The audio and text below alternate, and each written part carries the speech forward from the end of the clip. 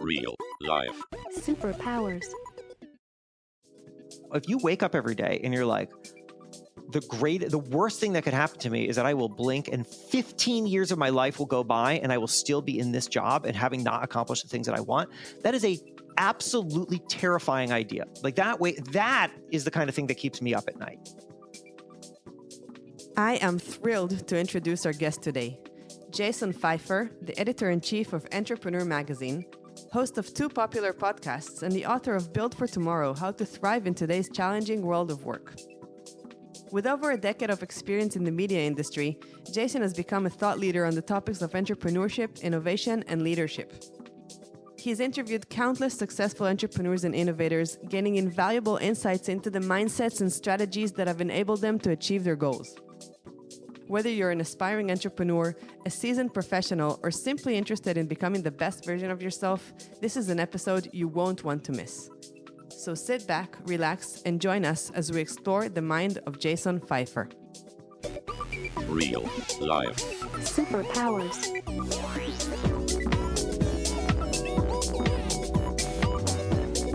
Up in the sky, it's a bird. It's a plane. Gentlemen, we can rebuild him. We have the technology. It's alive! Real life. Superpowers. So Jason, welcome to Real Life Superpowers. Thanks for having me. I have a theory. Okay, I love a theory.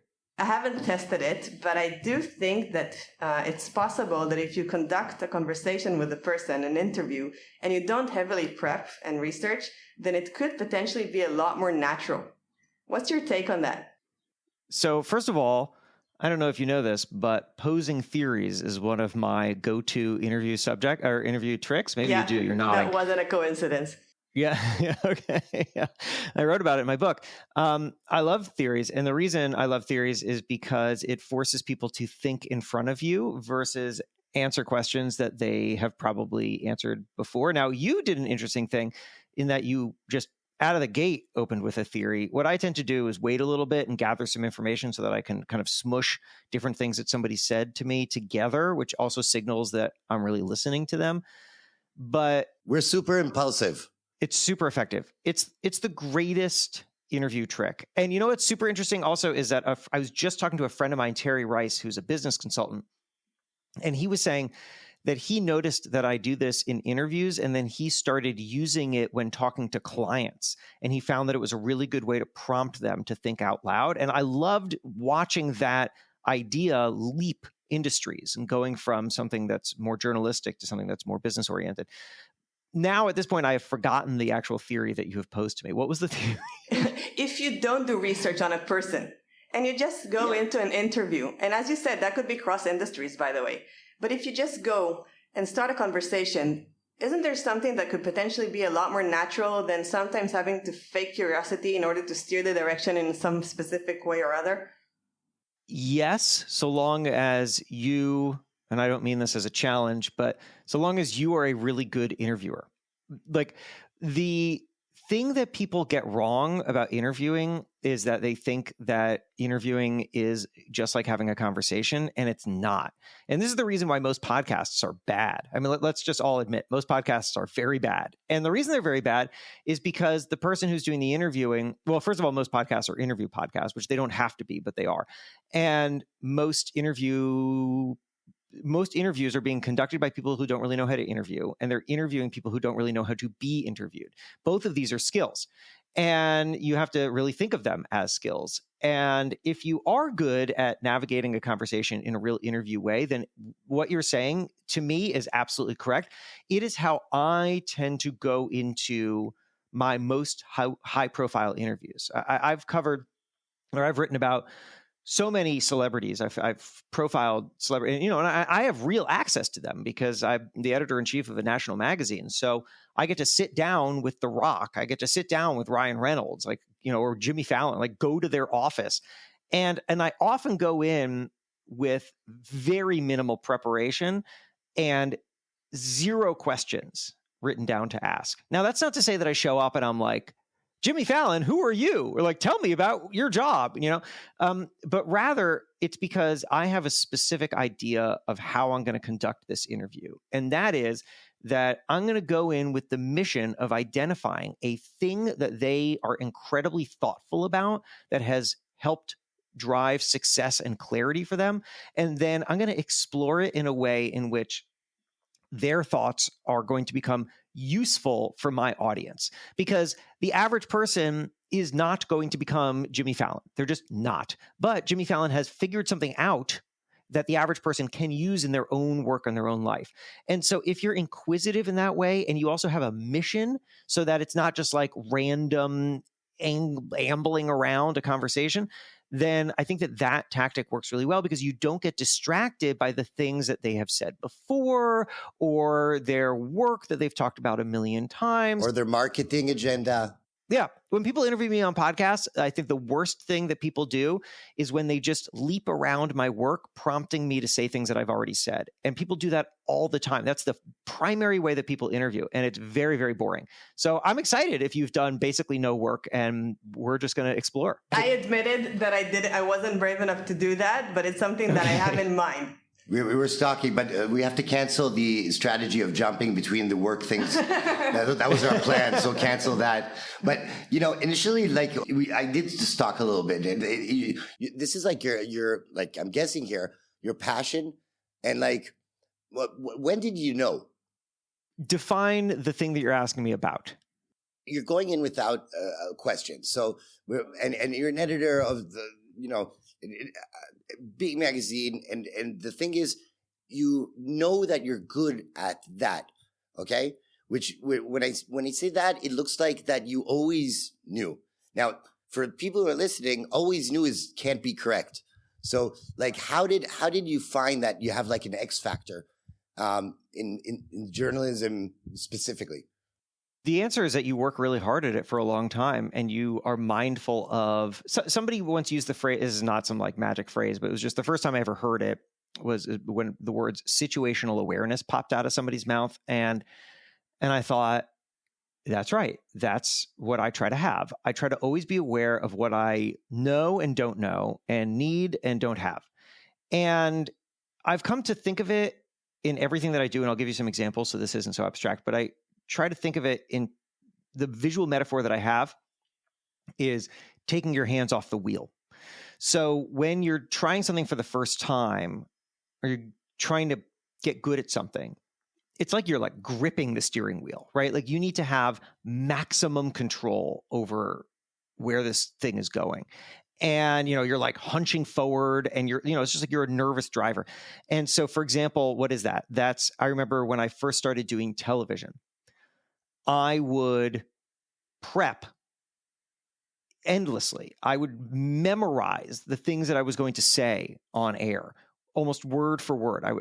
I would know what they're going to ask, because generally if you go on TV, they'll give you the questions in advance, or at least the kind of pacing of the thing, and they might deviate from it. But I would kind of write out what I was going to say. I would rehearse it over and over and over and over and over again, to the point where I could do the interview walking down the street.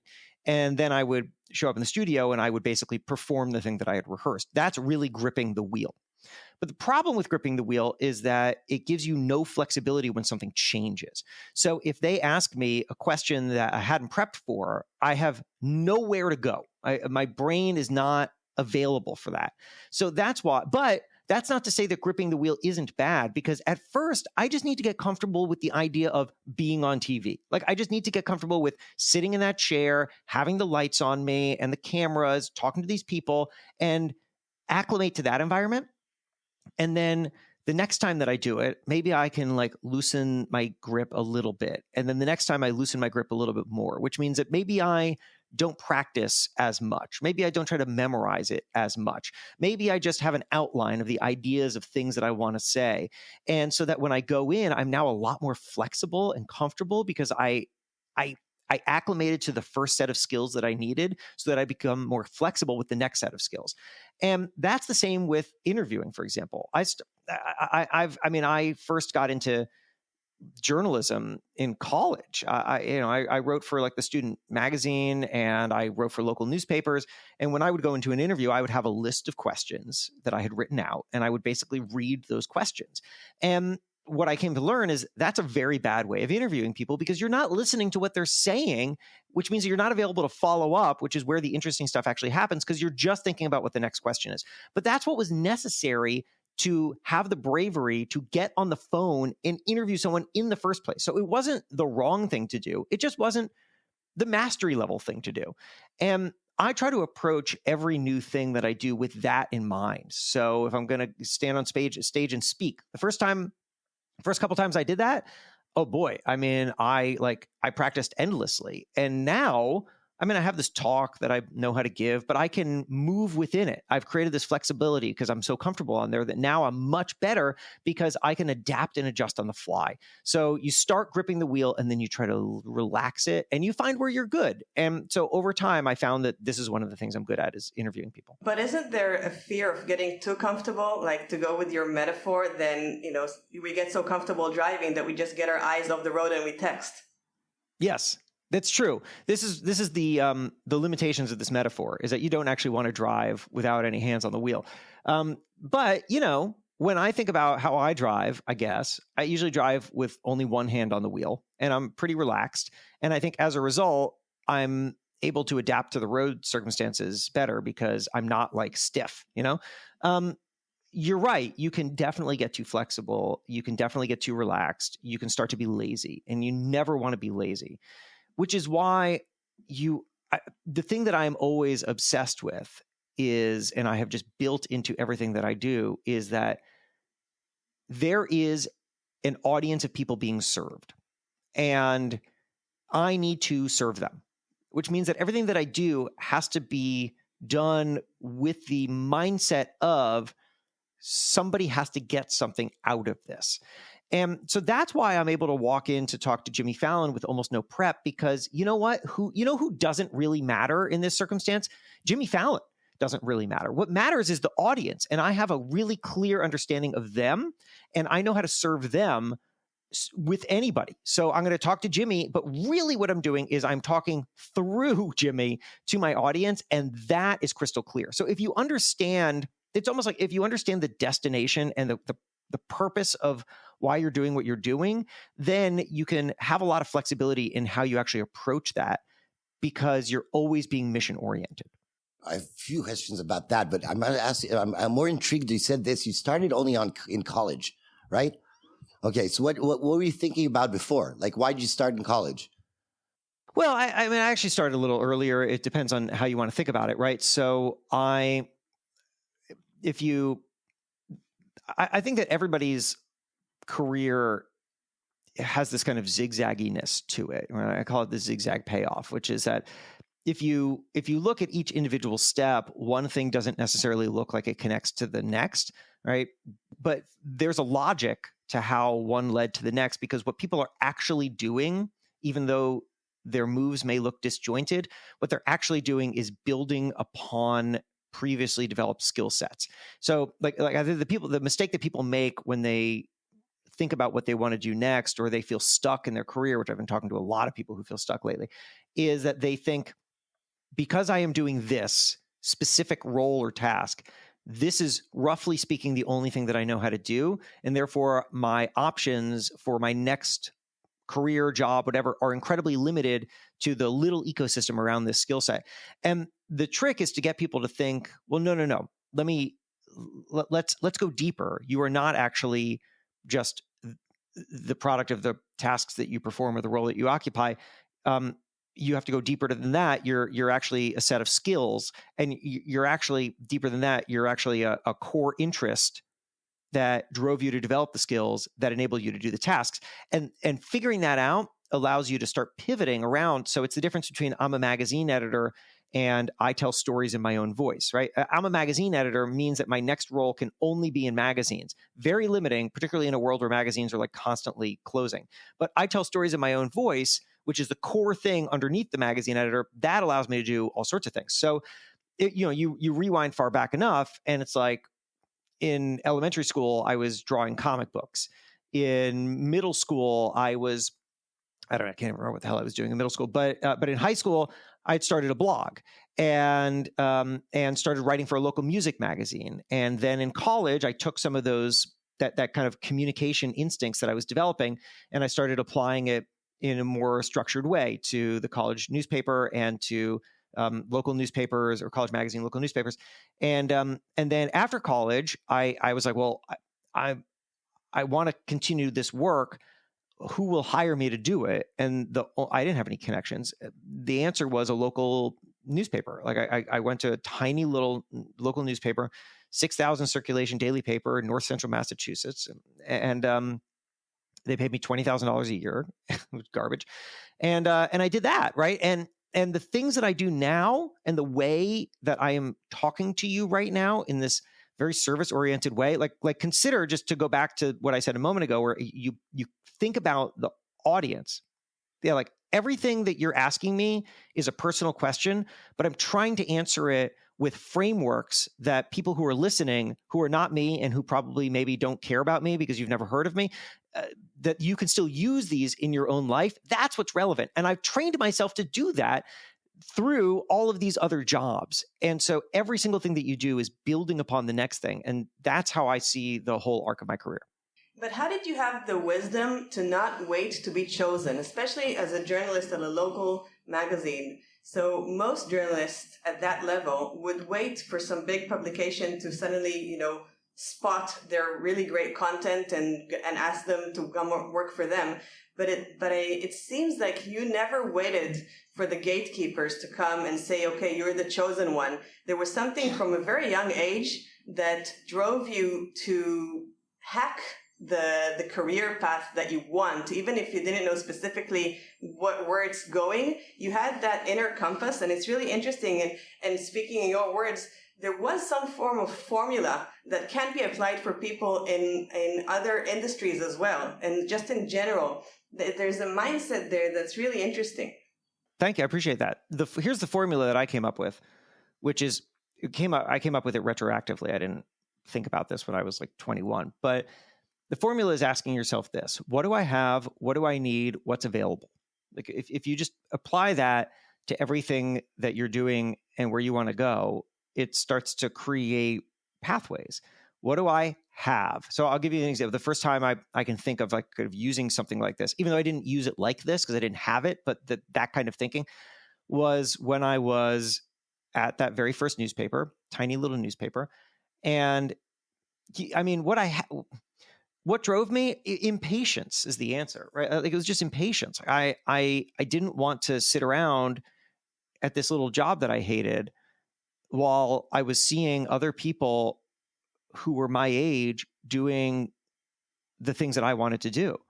It drove me crazy. I mean, I remember discovering that somebody I read in the New York Times or even the Boston Globe or something was around my age. And it just filled me with anxiety. I was like, why are they there and I am not? Like I have to figure out how to get from here to there, because fine, maybe they had some advantages that I didn't. Maybe they knew some people, but also possibly they're just more talented than I am. But there's something that I can do right now to get closer to over there. And if I don't figure that out, I'm going to be incredibly dissatisfied. So here's what I thought: what do I have? What do I need? What's available? What do I have? At that job, I had a job where I could show up every day and I could write and they would pay me. Didn't pay me well. But that's what I had. And what do I need? Well, if I want to get to these higher places where I'm doing what I think of as bigger work, more satisfying work at a higher level, then I guess what I need is what do I need? I need those skills. I need those connections. I need to be able to prove to the people who work there that I'm worth working with, which means that I need to learn from more experienced people. And those people are not at my current job. And I need to be able to do some of that work so that I can show that it's possible that I can do it.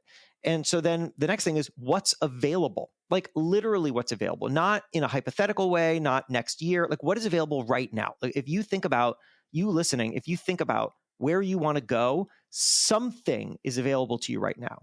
It may not be your ideal thing, but something is available. And in my case, what was available was freelancing, because the media industry works off of a lot of freelancers, which are basically like one-off contractors. So you could go pitch a story idea to a newspaper or a magazine, and if they like it, they will contract with you to do that one story, which is a much lower bar than hiring you on staff. So that's what I did. I quit that first job and I just started trying to freelance, and it was hard and I didn't have any connections and people mostly ignored me. But after a while, I started to get some big hits in some national publications, and that gave me the things that I needed to start to accelerate. You said something in the beginning with with Jimmy Fallon, that you're always going to that agenda of like, what is the listener is getting out of this? Do you have a feeling maybe that you were impatient because it's not the journalist that you CV that you're looking for, but the uniqueness as a person to have their unique voice? And that way, the more you prove that unique voice is unique from all those zigzag steps. So like you're looking for that phase, was like what you have and not what CV you're going to have. Yeah, that's right. I mean, this goes back to situational awareness. I mean, if you go back that far to these earlier stages of my career, I didn't have a lot of the things that I have now. I didn't have the kind of command over my writing voice that I do now. I didn't have a perspective, and nor did I think I needed a perspective, because at that time I was really occupying a different role. I was a pure journalist, which meant that my job was to not have a perspective. My job was to go out and just find things that mattered to the audience, whatever that was. If I was working at the local newspaper, that audience was people who work in that community and who want to know what's going on in their community. And as I progressed, it was different audiences. But back then, I didn't think yet one of the skills I needed to develop was to be my own person and to have my own voice, right? Like that's a much later thing. At the time, you want to be realistic about what are the next steps that you need, right? I was recently talking to a woman. Me and my friend Nicole Lappin, who's a best-selling money expert, we have a podcast called Help Wanted, where we bring on people who have work challenges, and then we talk them through it.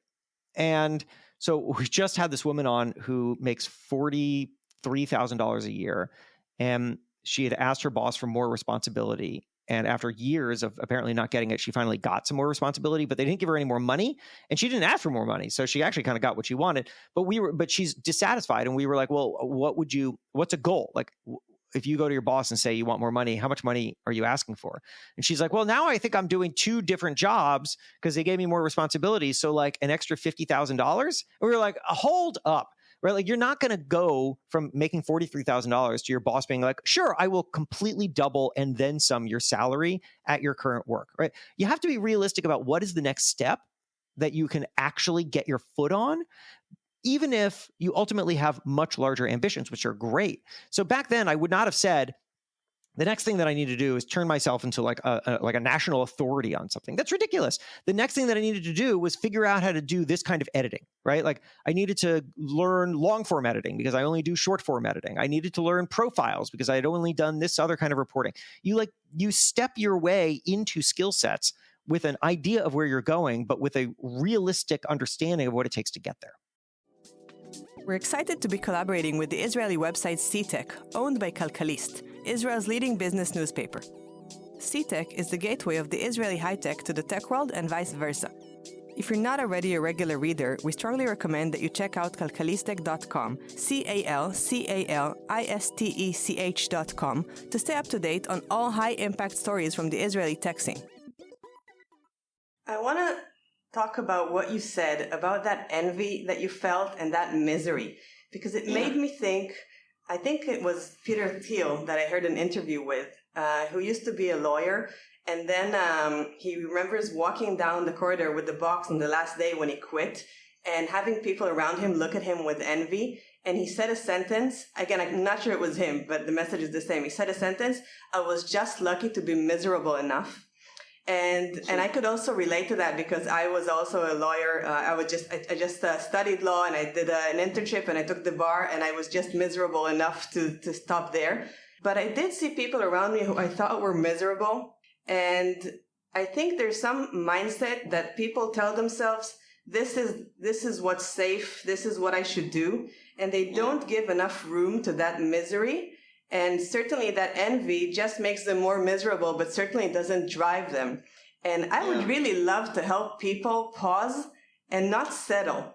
So what would you say to people many people are in that position, I think? Totally. Peter Thiel seems like a pretty generally miserable person. I don't know him.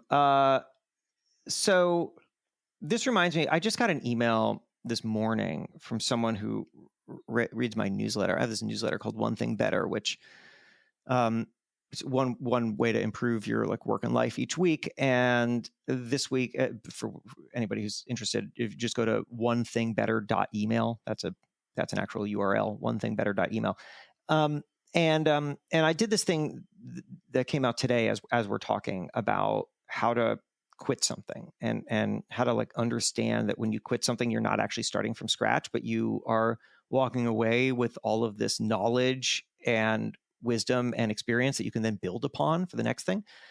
And I got this email from this woman who said that she is in a unhappy marriage, and it's been going on for years, and they've gone to therapy, 3 different therapists, and nothing works. And she does not talk to her husband, but they live together, and they have these kids that they're ostensibly staying together for, but the kids are very aware that the parents are totally miserable. And she just feels totally stuck. And she asked me what to do. And that's a personal version of the thing that you're just describing with work. 'Cause people also do that. They stay in a job that they just hate. And so what I told her, I replied, and I was like, well, look, first of all, just understand I'm not a therapist or a marriage counselor, but so take this for whatever it's worth. But a question that I think is really helpful to ask in these kinds of situations where you're feeling stuck, and I think that this applies to work too, is what is the cost of action versus the cost of inaction? Which is the greater cost? The cost of action or the greater risk? You can think of it. Which is the greater risk? The risk of action or the risk of inaction? Because people often don't think about that. They only think about the risk of action. Oh, if I do this, then these bad things might happen. If she divorces her husband, she's going to have to, I don't know her life outside of this email, but we could just imagine, right? There's going to be some financial challenges. It's going to be very emotional. It's going to be ugly and awful. The kids' lives are going to be interrupted. As she's going to be on her own, whatever. There's a whole lot of things here. But those are the risks of action. The upsides are you're out of that relationship and you can start to move on with your life and rebuild and find someone you love and all that stuff. But that's hard to see when you have the cost of action in front of you. But what we don't often think about is what is the risk of inaction? What is the risk of not doing something? I mean, you can see it. She's in a completely miserable situation. Her home is miserable. It's miserable for her. It's miserable for her kids. I assume it's miserable for her husband too. And that is not a situation that's going to improve unless there's action. And if she thinks that she's staying together for the kids are probably absolutely being traumatized by this terrible experience. And so I said, look, this is for you to weigh yourself, but think about the risk of inaction versus the risk of action. And I think that you apply that to work too. Okay, you're at a job and you're miserable and you're afraid of leaving and you're constantly trying to justify it to yourself. What is the risk of inaction? I will tell you, because I have friends who've done it. The risk of inaction is that you blink and 15 years have gone by. But Jason, it's so true. But most people are scared, the challenge of making that equation, they're just scared of what they don't. It could be a good outcome. It's just because one I see, so I know what it is, even though it's horrible, right? But the one you don't see, even if it's a good outcome, they can't touch. It's sort of the visionary problem. You know what I mean? They know it's correct, but still the action they can't take it because they have no idea how tomorrow morning, sporadically. It's like diet. I'll try tomorrow. Right. Well, so first of all, but you're totally right. But what you're saying there is also identifying motivation by fear, right? It's the motivation of staying is because you're motivated by the fear of leaving. So part of the purpose of the exercise of thinking about the risk of action versus the risk of inaction is to also create fear of staying. Right? Because then you can be motivated by that fear. Like instead of saying, let's just not be motivated by fear, that's a ridiculous thing to say because we're human beings and we will be motivated by fear. So instead, why don't we harness that and say, all right, well, what are we not taking into consideration? And I think that if you wake up every day and you're like, the worst thing that could happen to me is that I will blink and 15 years of my life will go by and I will still be in this job and having not accomplished the things that I want. That is a absolutely terrifying idea. Like that is the kind of thing that keeps me up at night.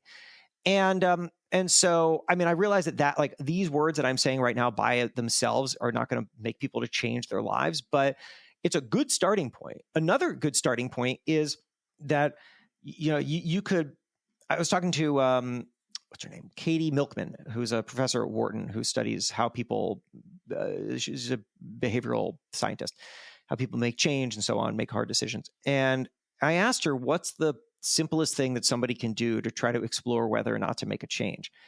And she was like, this is going to sound really pat, but the answer is experiment. Because most of the time, when we think about doing something new, we think of it as a long-term commitment, and then we are afraid to make that long-term commitment of something that we don't know very well, and therefore we don't do it at all. And so we stay. But if you just reframe it as an experiment, I'm going to do something and it's just an experiment, and I'm going to run it for a little bit and see if I like it, and maybe I do, and maybe I don't. And either way, I learned something about myself, which is the whole point of an experiment. Well, now you start to open things up. So like, let's apply that to both scenarios here. Someone's at a job that they absolutely hate. What's an experiment that you could run? Well, I mean, a very large experiment is that you could quit your job and try something else and see if you like it. But if that's too big, how about the experiment of trying something else on the side?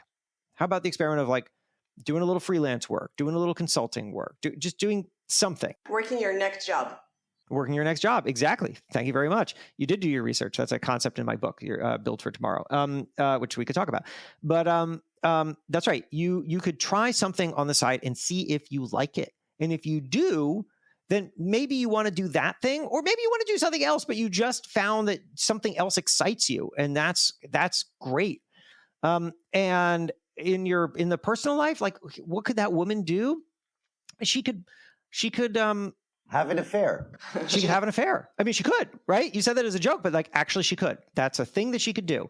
And that's a good in that circumstance, I would say that's a pretty good experiment, because she will discover if other people make her happy, even a little bit. And if that's true, well then, maybe that person she had an affair with is like not the answer, but the discovery that she can find happiness with someone else definitely is an answer. But like, okay, an affair sounds like a little too heavy. Fine. Just take a little more time for yourself. Start to plan some outings with friends. Take a vacation. Take your kids on vacation. Do something that's just outside of this hellish situation that you have at your home, and start to discover that you can find joy outside of it. And that by itself will start to change the calculus of what is the risk of action versus inaction.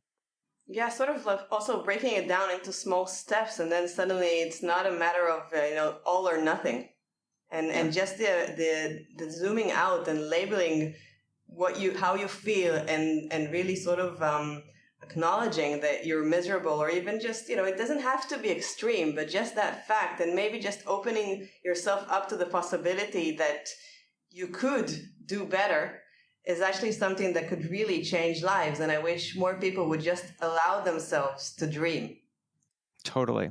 The logic behind it being scared, I like that. I really like that on the inactive, because if you simulate how scary that is, it'll bring you to action. And the scary thing is, you said blink, but tomorrow morning, and suddenly he's nice, or the job is great, or the boss gives you a raise tomorrow and tomorrow. So the simulation is really good action. Yeah. And like, speaking of fear, your book is all about change and embracing it, and how most people fear change. And I was thinking about your book in the context of generative AI and everything that's happening these days, which your book was actually released before all this happened, right? Yeah, it was. I wrote it in 2020 I wrote it in 2021. So it was before all this stuff. It worked. And now it can be like a playbook. Because I think people are hysterical about losing their job because they're going to be replaced by AI. And I think reading your book then people can really look at this as an opportunity and really just shift the way they approach it. So I would love for you to maybe give a little bit of information for people about how maybe they can adopt some of the practices and shift the way they're looking at this. Sure. Yeah, I wish I wish I could magically insert a chapter about AI because it comes up so often. Okay. This to me was the most eye-opening moment I've had so far with AI. And it wasn't using AI. It was traveling to San Francisco 5-6 months ago. And I had been hired by a law firm to speak at their annual attorney retreat. And so I get up, I give this talk, which this talk that I have, which is based on the book. So I give these frameworks for how to identify and think about your relationship with change and find new opportunities and so on. And then we get to Q&A, and as is happening a lot, but was like really happening there, everyone was focused on AI. And that was particularly interesting to me because they're lawyers. And so you got all these lawyers and they're all asking about AI. And afterwards I got off stage and I go to the CEO and I say, "Oh, so interesting that all of your like attorneys are so focused on AI." And he said, "Yeah, I'll tell you what they're nervous about. What they're nervous about is that AI, stuff like ChatGPT, is going to make motion writing more efficient, and lawyers work on billable hours. So if their work becomes efficient, then they see themselves as losing money. And that's what they're worried about." To which I immediately thought, that is excellent. That is so excellent. And here's why. Because you know who hates billable hours? Everybody.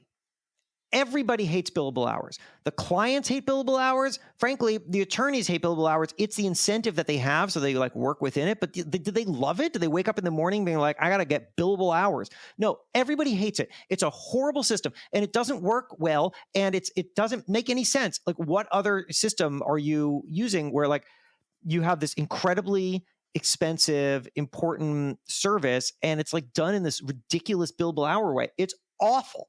But there has not been an incentive for any law firm to move away from it. Why would they do that? Because it's the thing that everyone expects, and therefore it's the thing that we keep doing, even though everybody hates it. So what's going to happen now? Well, what's going to happen now is that AI is going to make motion writing and other law work more efficient, which means that billable hours is going to stop making sense, which means that somebody out there is going to be first in figuring out what the next model looks like. And we get to then build it again. So what do we have? What we have is a system that is broken that we are finally going to break, right? We are going to break a thing that is already broken. And I said this to the CEO of the law firm, and he said, "That's exactly right. And that's why we just hired someone to think about AI and how we can get ahead of this." And bless them for being that forward thinking. But then I started applying this kind of thinking that we are going to break, that like what AI is going to do is not break things that work. It's going to break things that are already broken. And I started to realize this is exactly what you're seeing everywhere else. So for example, in colleges, all my friends who are professors are all worried about how students are using AI to write their papers. And that therefore, how can they tell if the student wrote the paper? You know what? Paper writing sucks. And it's always been a terrible way to evaluate whether or not students have actually absorbed information. It's always been broken, but we've had no incentive to build something better. And now we finally do, because we are going to break the thing that is already broken. And that is what's exciting. So I would say to people that if you're thinking about how AI is going to break something, the first thing that you should do is ask yourself if that thing actually works in the first place, or if it's broken already, but we're just stuck with it. And now, because the answer is almost certainly going to be it's already broken, how do you then step into the void and create the solution that everybody is going to need? Because it's not like we're not going to stop evaluating students. It's not like we're not going to continue providing law services. We are going to continue to do these things. We just need better systems. And now we get to go create them. But I agree with you so much, and yet there is so much resistance in places where you would think would be more agile. Like I see Google and SEO, they're trying to sort of resist content that's written by AI. And I think, why should that matter? It's if, Google is measuring quality content and context and authority. And if a person behind the AI is able to churn that out at great volumes, I don't know why that is a problem to Google and why they care what's behind it. And the same for like publications. I don't know what your take is on this and on Entrepreneur, but I see other publications, they want you to actually check a box that this text wasn't written using AI. And I don't understand. But it doesn't matter, because if I'm able to submit a paper that's high quality and I've weighed in my expert opinion and I've become a super editor of something that generative AI wrote after I briefed it, why should a publisher care? Well, so, these are really great, interesting questions that we're going to be grappling with for a long time. I can take both of them. So Google, for example, I don't think that it makes sense to say that just because something was written by AI, it's not worth reading. But I don't think that that is actually the thing that's motivating Google's effort to create some kind of filter here. What Google is trying to do is sort relevant from irrelevant. And the problem is that everybody in the world of creating content, whether that's human beings creating high quality, professionally produced things, or it's a bunch of bad actors just like creating spam pages designed to drive ad revenue or sell Viagra pills or something, everybody's trying to do the same thing, which is to understand what the Google algorithm preference is and then try to play to that. And what Google doesn't want is for someone to search Google and get a bunch of crap. Because if that happens, then Google becomes, as a service, less relevant to them. But the end result should be what matters. It's the same KPIs, the quality of the content. That's right. But you can imagine that, like in at least the early days right now, the larger volume of AI being published online is probably going to be published by bad actors who are just filling their websites with garbage. And so Google is trying to figure out how to adapt to that. I don't think that the answer is going to be because this was produced using AI, it therefore is garbage. But at a starting point, you do have to take into consideration how people are using this tool and therefore how you can continue to make sure that your search engine is producing relevant results. So I think that what they're grappling with is a reasonable thing to grapple with. And just like anything, we're going to end up with some solutions that are a little like incorrect or heavy-handed, and then they're going to have to be. But the Google algorithm, I don't know, I don't work at Google, but I would imagine the Google algorithm changes hourly. Like they're probably constantly tweaking it.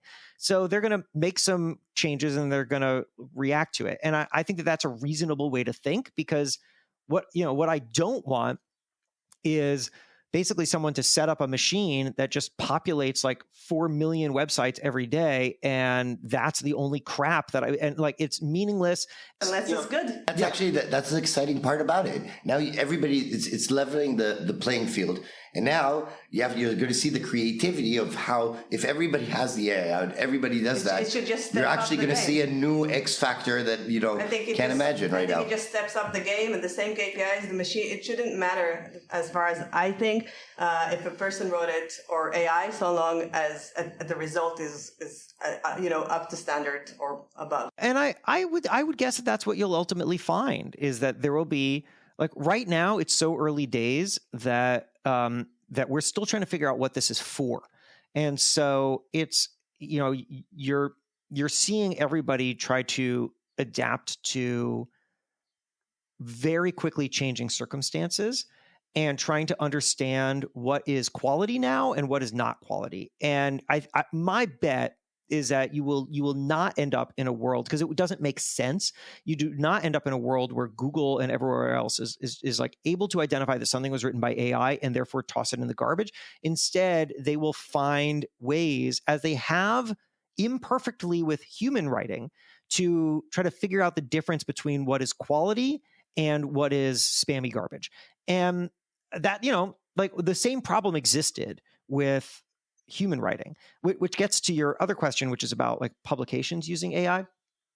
So I think that the digital media model is fundamentally already broken, right? Which is to say, because if you look at any content website, like let's just say kind of traditional, or maybe like just a notch below traditional media.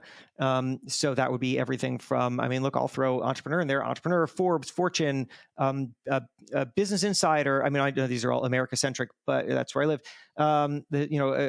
Whatever, Marie Claire, Cosmo, whatever, and everywhere, Men's Health. If you look under the hood of those, what you're going to find is primarily a team of young journalists who are, paid okay to poorly, whose jobs are to identify what's trending on the internet and then very quickly write their version of a thing that already exists, which is how you get Elon Musk sending out some crazy tweet and then literally every publication writing an article about it, right? It's not because they're adding original value to the world. It's because they're playing to the model that doesn't work, which is that you need to get more and more views on your advertising driven article pages to support the business model. Now, does that actually create value for humanity? My argument is no. It just doesn't, right? I mean, there's no real good reason from a value perspective that 8,000 websites all at the very same time wrote an article about an Elon Musk tweet. It doesn't add value, but there's a lot of labor involved in that. And I think that that's stupid. I just think that it's stupid and it's not adding anything. So what's going to happen now? Well, I think that probably what's going to happen is that publications are going to start to use AI to do some of that work that these young people had been doing. And now you could say, oh, well, that's terrible because now you got these young journalists who are out of work. And maybe in the short term, yeah, but also maybe those young journalists now are able to utilize their emerging talents in more meaningful ways to produce the kind of reporting that AI is not going to produce, which is pretty useful, right? And therefore, what we're actually doing is we're freeing up labor to be more meaningful in the same way as in the early days of the Industrial Revolution, when knitting became automated. At first, you had the Luddites who went and they tried to destroy the machines. But then you know what happened next, which is that the machines replaced humans in making like utility socks, right? Like the most basic things that required no creativity and frankly, no human ingenuity. Those were jobs that were being filled by humans. And then once humans weren't needed for those jobs, it's not like the humans stopped knitting. They had more potential. They had more potential and they started to create distinct regional styles of knitting, which is what we know today, because they were now able to free up their labor for things that were more valuable. And that is what I think you'll actually see at publications. And then some publications will just die. And that's also fine because a bunch of these, they were created out of a business opportunity driven by Facebook and Google traffic driving. And if that changes, then some of these die, but it's fine. We don't need these, like every publication doesn't need to exist forever. Things will change. And that's also fine. So let's make that practical. What would you advise a journalist who's now fearing for their job? The same thing as I would advise everybody who is concerned about their job, which is to figure out where the value is and to not try to push against new things, but to figure out how to utilize them as tools, but not to be subsumed by them. You can be creative. You can create something that doesn't exist. You can identify that the next generation of whatever it is that you do is going to have a different valued skill set than the previous generation. I remember talking to Lee Rainey, who was maybe still is, the president of the Pew Center for Internet Research or something like that. I kind of have it a little bit wrong. And he said this really interesting thing to me, which was, he said, and this was years ago, this is pre-AI. He said, a couple generations ago, the sign of intelligence was the ability to quickly retain and recall a lot of information. And now a sign of intelligence is the ability to quickly find and sort information. And is one better than the other? No, they're just different. They are different skills that are based on the different resources of different times. And I think that that's a really useful way to think of it, because you know what? We don't need to remember things as much as we did before because we can find them. So that means not that people are stupid, even though like the Atlantic and whatever will run these incredibly stupid covers that are like, is Google making you stupid? No, it's not. It's not making you stupid. It's just changing the things that we do, and change, it doesn't mean loss. But instead, it's going to create new opportunities, and the people who are able to identify how to be most valuable to the next set of needs are going to be the winners. And where is this heading? Going by this line, what's going to be intelligence in 10 years? So I think that everybody who makes predictions about the future is wrong. Everybody. And it's a foolish endeavor. And so you can't bait me into it. I mean, I really genuinely because I'm very interested in the history of innovation, and I've spent years and years writing about it and making podcasts about it, and reading old newspaper articles. I'm totally fascinated by it. But the consistent theme is that people have absolutely no idea. No, but I don't mean that like in an oracle sort of question. Yeah. I mean in the sense that at the moment it's about sorting information, and now, it's clearly heading towards a more advanced and different sort of skill sets that's going to be needed. So I'm wondering if you have any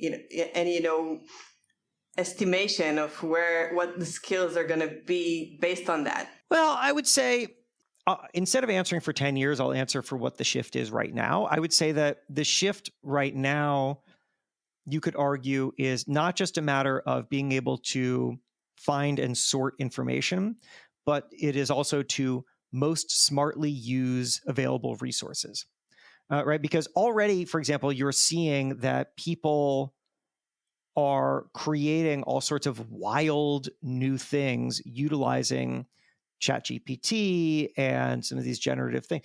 And, they have access to the same stuff that I do, but I'm not doing that stuff. I haven't spent the time to try to understand how it works well enough to figure out how to be creative in my use of it. I'm just still at basic. I'm still at let me go and type a prompt in and see what happens.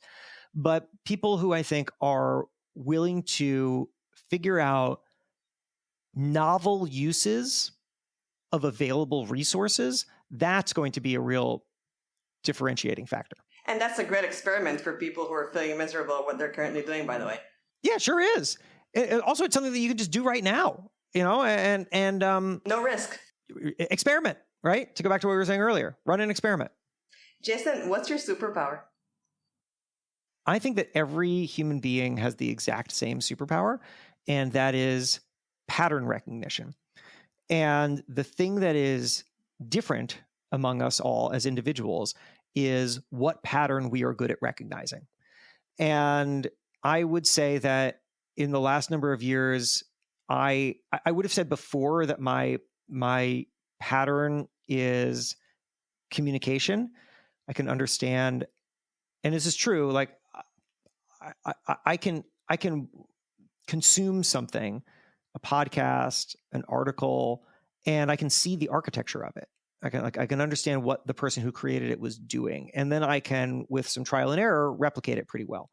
And that's, everybody can do a version of that. Some people do it in business. Some people can walk into a business that is failing and figure out how to solve it and fix it. And the reason they can do that is because they've seen enough businesses fail that they understand the mechanisms of it. And then they can walk into one that is failing and immediately identify the pattern and then start to solve it. Everyone has this exact same ability. It's just how you apply it. But now I would say I've another thing that I've found that I'm just good at doing with patterns is how people make decisions and think through problems as a pattern. And I've been, the next phase of my work has really been marrying the communication skills and the insights on that kind of thinking. And that's where things like the newsletter come from and the book come from, because I feel like what I'm really doing is I'm I'm taking how people are working through things and how they could work through them better. And then I'm feeding it through the lens of how can I tell these stories in compelling ways. And that takes me very far away from community newspapers a long time ago. But like I said, with the ZigZag thing, like everything builds upon itself. And so if you are always mindful of what have you gathered, then you can figure out how to apply it next. I love that. And what would you say your kryptonite is, your weakness? My weakness is something that I have. My joke answer was going to be Candy Crush, which I'm at like level 5,800 or something stupid. But I'll tell you my weakness. My weakness is that I naturally work, and I will do that if I don't check myself at the exclusion of too many other things. And that has not yet led to burnout, but it absolutely could. And so a thing that I have been really mindful of this year, like this was a goal for this year, which I would say I'm actually doing a fairly decent job at, is to work a little less, to take walks with friends, to just take some time where maybe I'm doing something that isn't working, to like listen to music instead of podcasts, to just chill out a little bit. And that, yeah, I don't accomplish it every day, but I try. Wow. Okay. I wish that you do find more time for that, because I'm sure that's something that's definitely gonna, at the end of the day, come back in a better way. Yeah. Thank you. Thank you so much for doing this. We really appreciate it. I have to say, I said very inspirational. Like I have to say, the superpower of patterns. I'll give you another one that's like that for me that I see on you. It's also packaging it so other people can understand and inspire them to see those patterns, because there's something and it could be in front of your nose, but you package it so anybody can apply it on themselves. Also in your examples, and really inspiring. So thanks for your time. Oh, guys, I appreciate that. I really appreciate the compliment. Well, thanks to you. And I'll just say, if anyone wants to get in touch with me, a couple of different ways to do that. I had said the newsletter, which is onethingbetter.email. What else did I say? Help Wanted, which is the podcast. You listen to podcasts, and there's another one. You can find it wherever you find this podcast, Help Wanted. And that my book, which we had talked a little bit about, which is called Build for Tomorrow. Yeah, and which we both highly recommend. Thank you. Thank you, Jason. Thanks, guys. Thanks. That's all for today's episode. We hope you enjoyed it. If you did, please consider subscribing to our podcast so you never miss an episode. Also, if you have a moment, we would really appreciate it if you could rate and review our podcast on the platform you're listening to. This will help others find our show. And as always, if you know anyone who you think would enjoy our podcast, please share it with them. Thank you so much for listening. We'll be back as usual on the 1st of the month. Real life. Superpowers.